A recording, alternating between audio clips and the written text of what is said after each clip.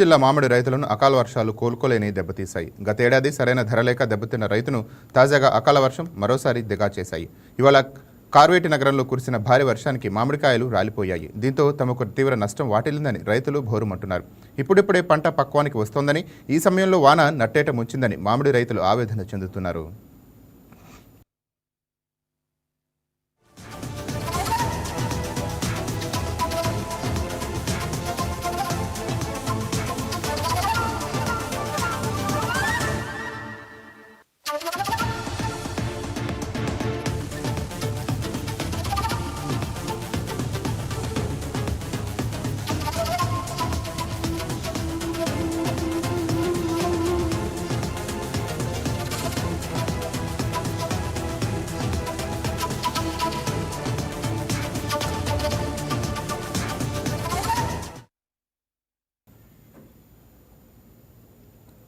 పార్వతీపురం మన్యం జిల్లా జియమ్మవలస మండలంలో అకాల వర్షాలు భారీ నష్టాన్ని మిగిల్చాయి. ఈదురుగాలులతో కూడిన వర్ష బీభత్సం సృష్టించింది.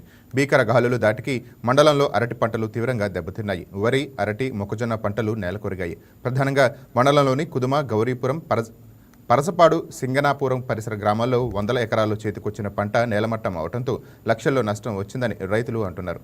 అకాల వర్షం కారణంగా పంటలు కోల్పోయిన వారిని ప్రభుత్వం ఆదుకోవాలని రైతులు కోరుతున్నారు.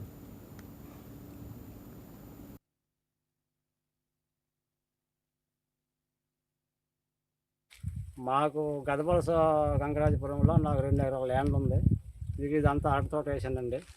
మన శుక్రవారం నిన్న వచ్చిన శుక్రవారం అకాల గాలికి మొత్తం అరటి తోటలు తీసుకుందండి. మాకు గత ప్రభుత్వాలు జరిగితే మాకు నష్టపరిహారం ఎంతో కొంత ఇచ్చారు. మీరు కూడా వస్తారని మేము ఆశిస్తున్నాము. నా పేరు నాగభూషణ్ రావు, పరసపాడు విలేజ్, జియమ్మవలస మండలం. నిన్న అకాల వర్షం కారణంగా 200-300 ఎకరాల అరటి తోట నేలమట్టం అయిపోయింది. అలాగే చేతికొచ్చిన వరి పంట కూడా నేల పడిపోయింది. దీనివల్ల రైతులు చాలా ఇబ్బంది పడుతున్నారు. అప్పులు తెచ్చుకొని పంట కోసం పెట్టిన డబ్బు చేతికొచ్చిన పంట పోయేసరికి చాలా బాధల్లో ఉన్నారు.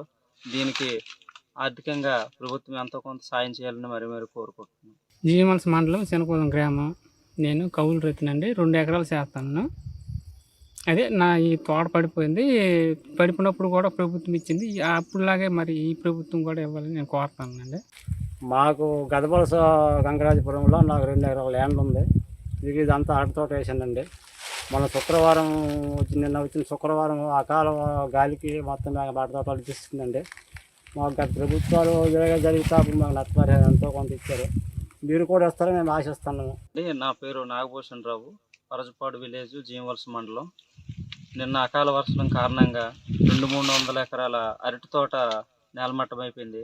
అలాగే చేతికొచ్చిన వరి పంట కూడా నేల పడిపోయింది. దీనివల్ల రైతులు చాలా ఇబ్బంది పడుతున్నారు. అప్పులు తెచ్చుకొని పంట కోసం పెట్టిన డబ్బు చేతికొచ్చిన పంట పోయేసరికి చాలా బాధల్లో ఉన్నారు.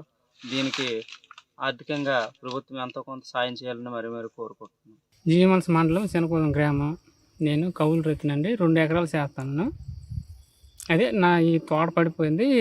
పడిపోయినప్పుడు కూడా ప్రభుత్వం ఇచ్చింది.